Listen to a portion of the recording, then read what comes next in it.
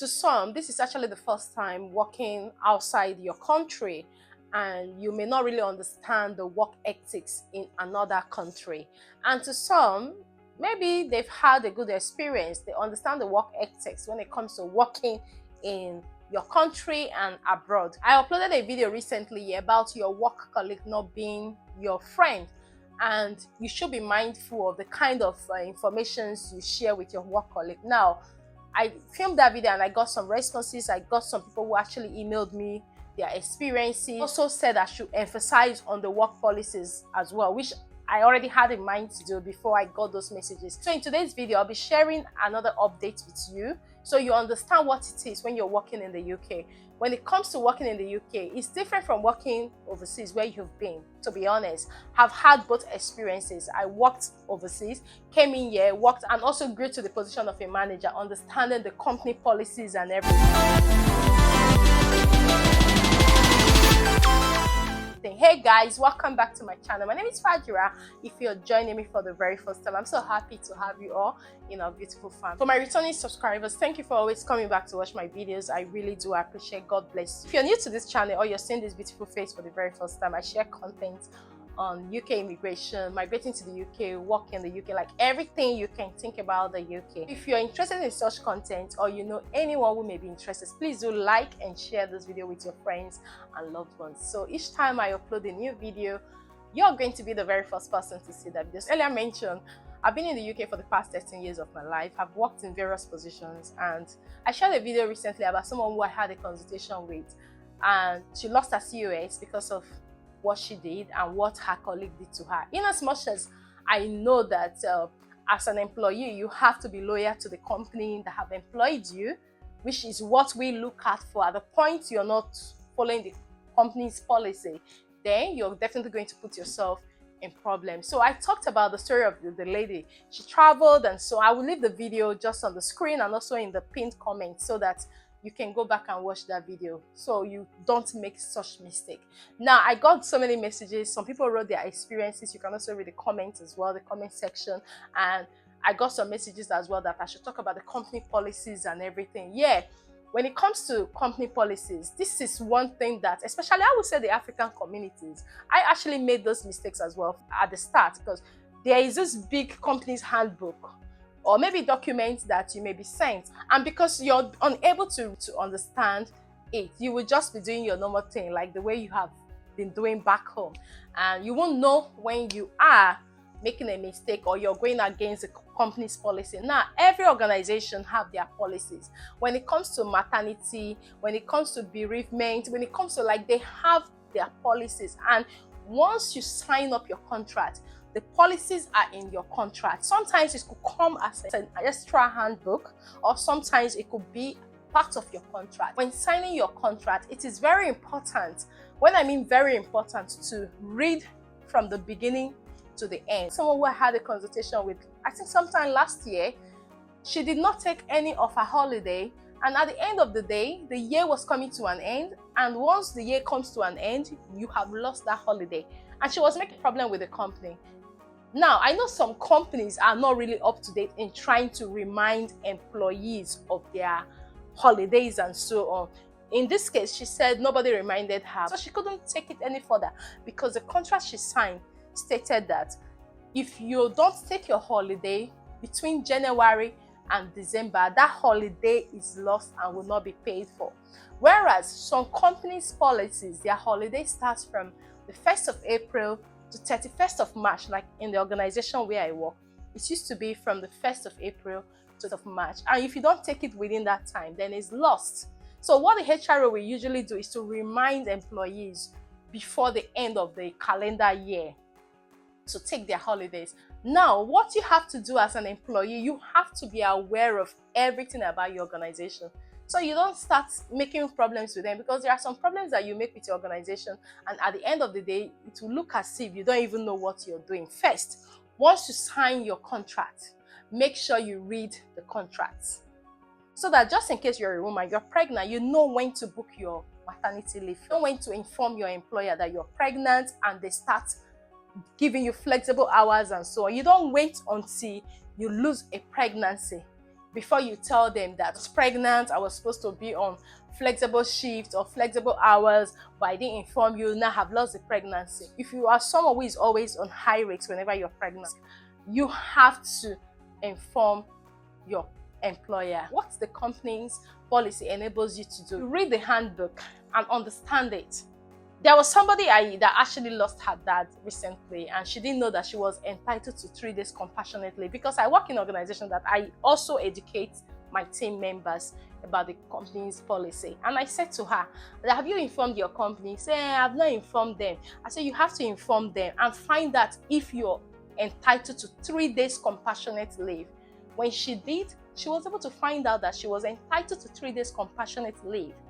And the organization gave her the 3 days compassionate leave. And she told me, oh, Fajira, thank you so much. I didn't know about it. But now, her work handbook, where the company's policies are written, it is there.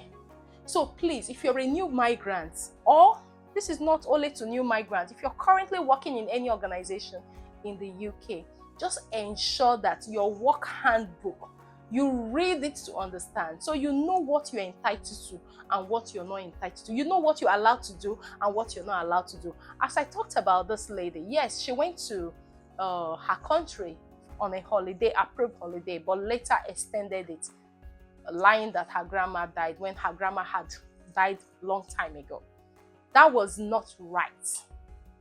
It is not a good thing to do. And I also said it in that video that it is not good, but your colleague being the one to report you was not good as well, because your colleague that you assume was your bestie betrayed her.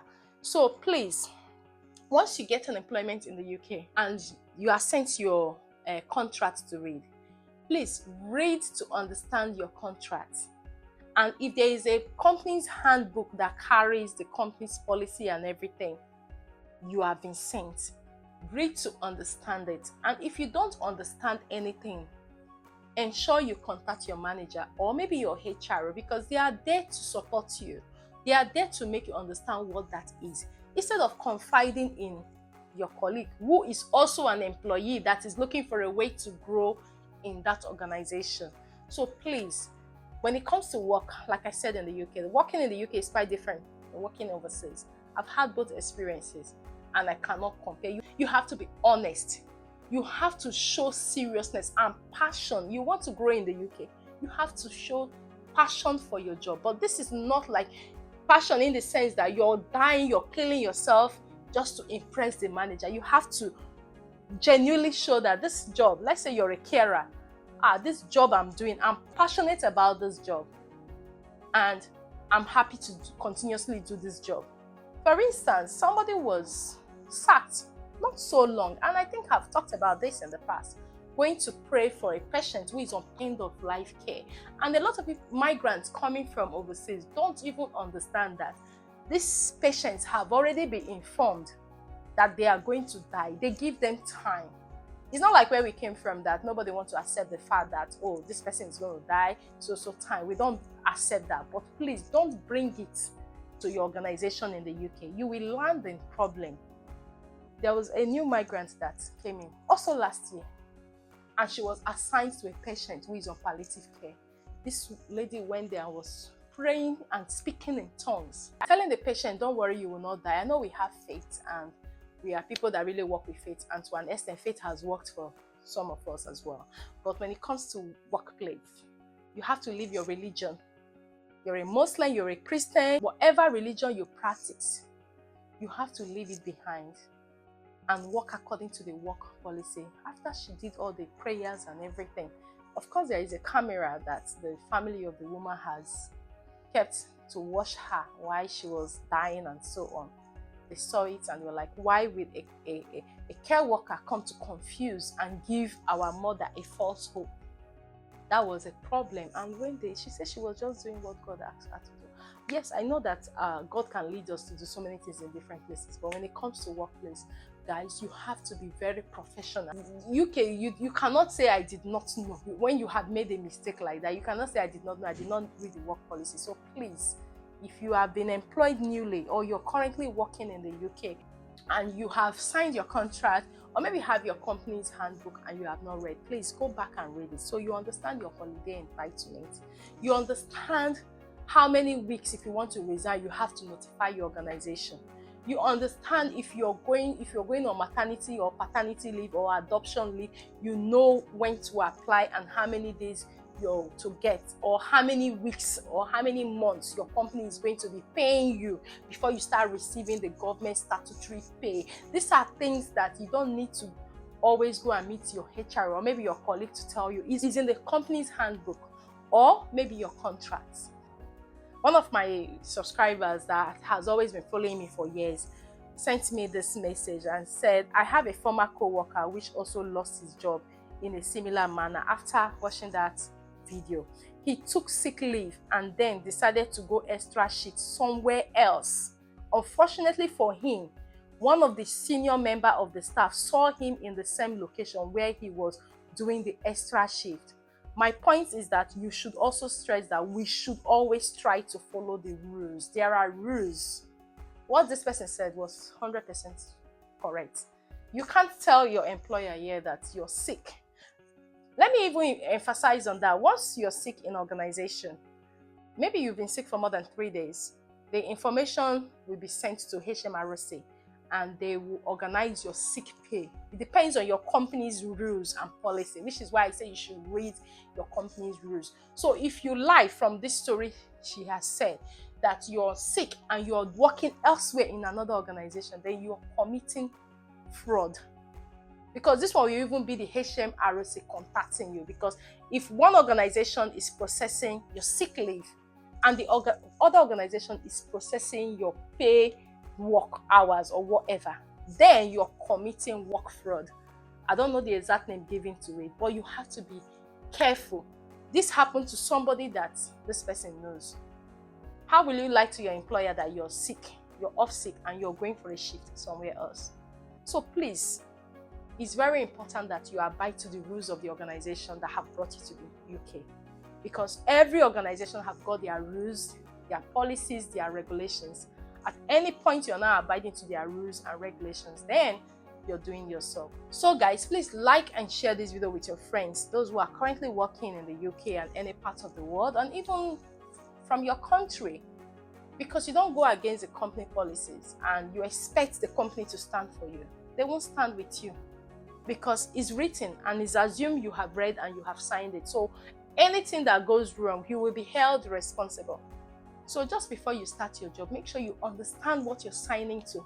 Make sure you understand everything so that at the end of the day, you will not make mistake and say you were not aware of the mistakes, whereas you have already signed to agree that you're not going to do that. This brings us to the end of today's video, and I hope you find it helpful. And if you do find it helpful, please do like and share with your friends and loved ones. I'm sure they will also find it helpful. And if you're yet to subscribe to join our beautiful family, please do hit on that subscribe button, turn on the notification bell, so each time I upload a new video, you're definitely going to be the very first person to see that video. Until I see you in my next video, guys, do take care and have a lovely day. Thank you very much for watching.